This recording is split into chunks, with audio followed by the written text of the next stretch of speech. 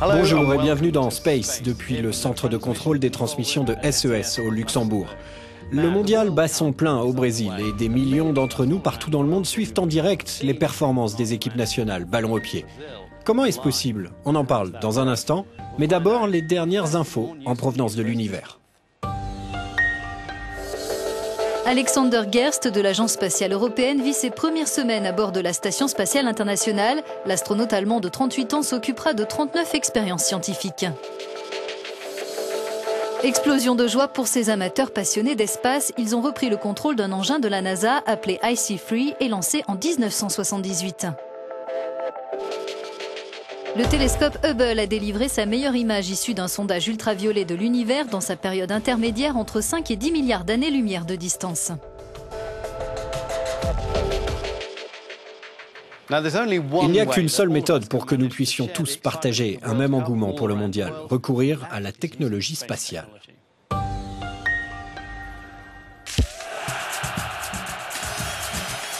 La Coupe du monde de foot est plus que jamais un événement planétaire.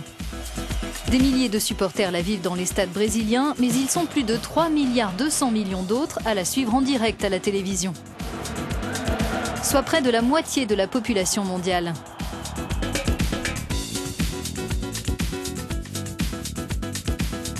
Le mondial est quelque chose d'énorme pour les opérateurs satellites, un événement énorme.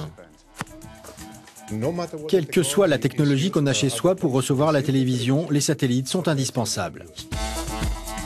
Pour diffuser la compétition, les opérateurs comme SES au Luxembourg emploient un dispositif dit d'utilisation occasionnelle pour fournir la bande passante qui doit être allouée en plus des capacités de diffusion habituelles pour couvrir ce genre d'événement en direct. Et autant dire que la tâche est exigeante. La Coupe du Monde domine l'ensemble des utilisations occasionnelles dans un pays comme le Brésil. Grâce à une planification adéquate, on est capable d'augmenter la capacité en s'y prenant par exemple 2 ans à l'avance, en déplaçant un satellite quand c'est possible. Mais la capacité est limitée et elle sera utilisée pratiquement en totalité le jour J. La technologie des satellites est d'autant plus nécessaire que certains stades accueillant les matchs se situent dans des zones reculées du pays. Au Brésil, la compétition est un peu différente des précédentes simplement parce que la connectivité entre les stades, l'infrastructure en fibre est insuffisante par rapport aux besoins des diffuseurs. Donc les satellites sont beaucoup plus sollicités. Pour mieux comprendre le mécanisme de la diffusion chez vous d'un but marqué au Brésil, organisons un petit match entre amis. Dans l'équipe, chaque joueur représente une étape différente de ce processus de transmission des images.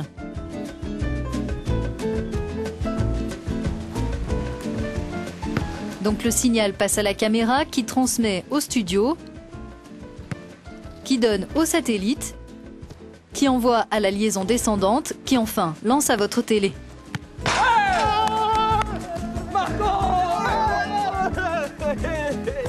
Ce qui veut dire que quand une équipe exulte au Brésil, c'est comme si vous étiez avec elle. Normalement, il faut environ une demi-seconde pour transmettre chacune de ces passes. Il y a en plus un petit laps de temps dû au processus de transmission du signal. Donc on peut dire qu'un but marqué au Brésil sera vu 1 seconde à 1 seconde et demie plus tard dans le nord de la Sibérie. La construction, le lancement et l'exploitation de satellites de télécommunications est un secteur très concurrentiel. Parmi ces grands acteurs, les Européens, Eutelsat qui gère 37 satellites et SES qui dispose d'une flotte de 55 appareils.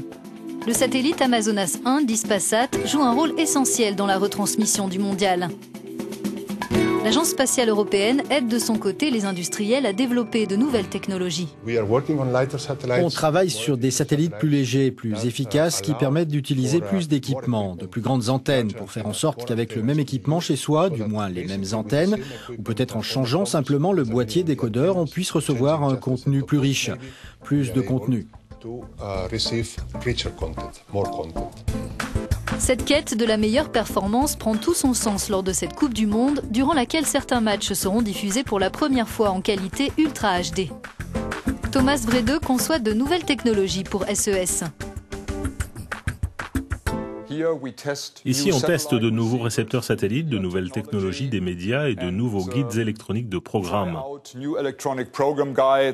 La dernière nouveauté dans notre salle de présentation média, c'est un écran Ultra HD 84 pouces grâce auquel on teste en gros la qualité et la distribution des signaux Ultra HD. Nous développons aussi un protocole appelé SAT-AP qui convertit les programmes du satellite au standard d'Internet quand, par exemple, on diffuse une chaîne en direct sur une tablette ou sur un portable, des appareils qui sont connectés au réseau Wi-Fi de votre domicile. Quel que soit l'appareil sur lequel vous regardez le mondial, la réception dépend de satellites situés à 36 000 km de la Terre. Ils se situent sur une orbite géostationnaire, ils sont orientés vers une région spécifique du globe, utilisent l'énergie solaire pour transmettre les signaux et évoluent dans un environnement plutôt hostile.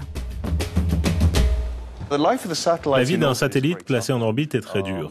Il vit dans un environnement très hostile. Il fait très froid dans l'espace, il subit beaucoup de rayonnements et d'effets gravitationnels. Il faut tenir compte de tous ces éléments dès sa conception. Donc par exemple, au-dessus de l'Europe, les satellites sont essentiellement déviés en direction du nord par les effets gravitationnels de la Lune et attirés vers l'est par la concentration en masse de l'Himalaya. Malgré les aléas environnementaux, les satellites restent opérationnels pendant plus de 15 ans. Ils peuvent transmettre n'importe quelle image télévisée et très bientôt encore plus de contenu. Je pense que vu les avancées de la technologie vestimentaire, les footballeurs du futur porteront des caméras sur eux. Et dans ce cas, on pourra choisir de voir le buteur ou de se placer du point de vue du buteur quand il est à l'attaque. S'il y a un penalty ou un coup franc, on pourra aussi accéder à ce que voit le gardien de but.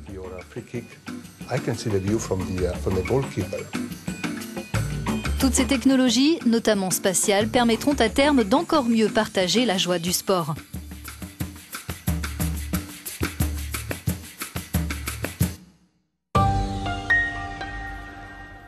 Après le foot, la science. Cette année, nous suivons la mission Rosetta. En ce moment, la sonde est en train de ralentir à l'approche de sa comète cible.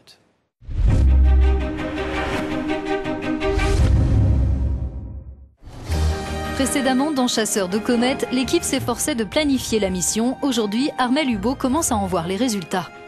On voit la comète depuis quelques semaines, elle est devenue active, donc c'est-à-dire qu'il y a maintenant un nuage de particules de poussière qui se développe autour de la comète. On prend régulièrement des photos de la comète avant et après nos manœuvres. Et grâce à ces photos, on arrive à savoir l'impact de la manœuvre par rapport à l'orbite vers la comète. De plus en plus, on a vraiment l'impression d'accomplir quelque chose qui n'a jamais été fait avant. Personnellement, je me rends compte de plus en plus à quel point l'observation de cette comète est quelque chose de nouveau et d'extraordinaire. Salut Rosetta, les instruments sont tous allumés, la comète est en vue, donc maintenant, continue comme ça, tu t'en sors très bien, on est fiers de toi. Le mois prochain, nous grimperons sur une montagne du Chili pour découvrir un nouveau télescope géant européen en cours de construction. À bientôt.